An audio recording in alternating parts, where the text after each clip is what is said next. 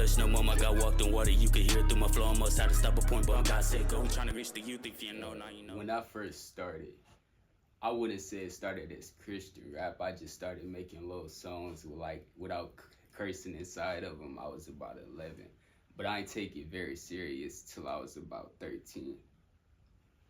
What was your inspiration to take it serious? Because I know now you record yourself, you're learning the craft, you be spitting, you really got it. And what was the reason that you took it serious? The reason I mainly took it serious was probably because of Ryan David. He definitely pushed me forward.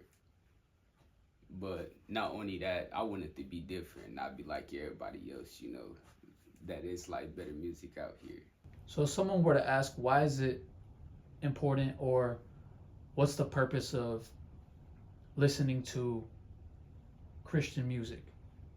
What's the purpose of, listening to music that isn't glorifying the streets, isn't glorifying sex, drugs, murder? What for you personally, what is a reason that it's impacted your life? A reason it impacted my life because I'm not gonna sit here and act like I didn't used to listen to hip hop, but once you listen to like drugs, sex, and violence, eventually you gonna feed into it. That's all your brain gonna think about. Like your mindset gonna think about drugs, sex, and violence. But when you listen to like Christian hip hop music, it kind of brings you peace. You feel me? Because then you learn that it's actually good rappers out here who don't have to curse in their music or fake living this type of lifestyle, knowing that they're not really living like that and all that type of stuff. So out of all the songs that you've written, what song is your favorite? And after that, what song has the most meaning to you? My favorite song probably would be El Masato. It got like a Mexican, well, not Mexican, but like a Spanish mix to it. It's definitely one of my favorites because everybody love that song. And the song that meant the most to me is probably Sucker for Pain. If you had one message to tell to the world, what would it be? That Jesus is the only way. Not gonna lie, like there's no other way but God. Like you could think it's gonna go your way, but at the end of the day, God got control over all things. What would you say to your generation about answering the call of God?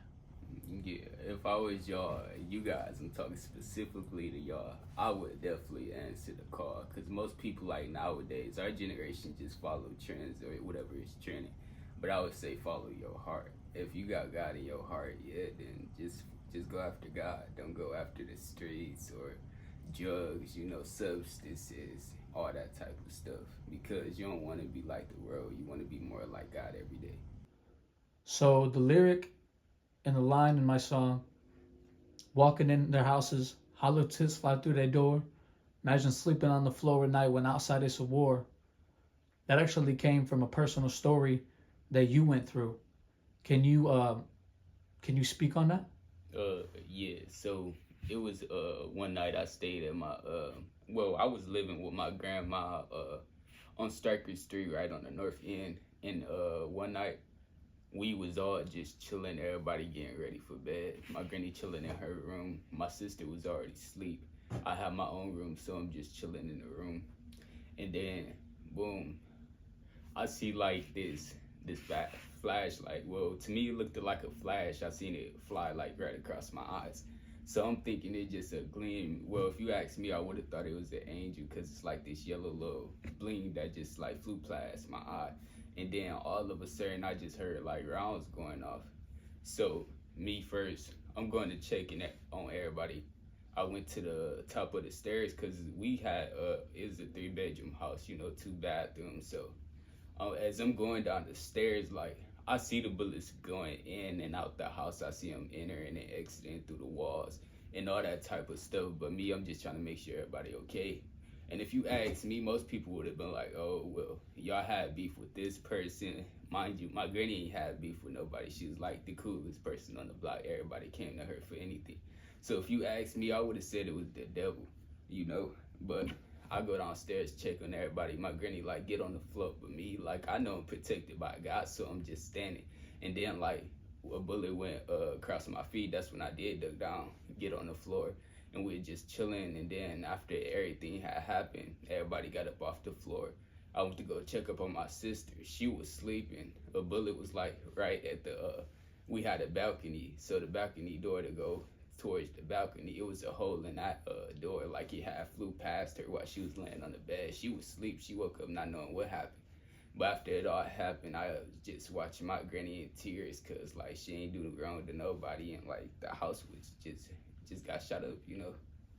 But I looked at my past, I ain't been there in a minute. I forgive everyone, even the ones in the prison. Just cover your ears if you hear, but don't listen like I told y'all before.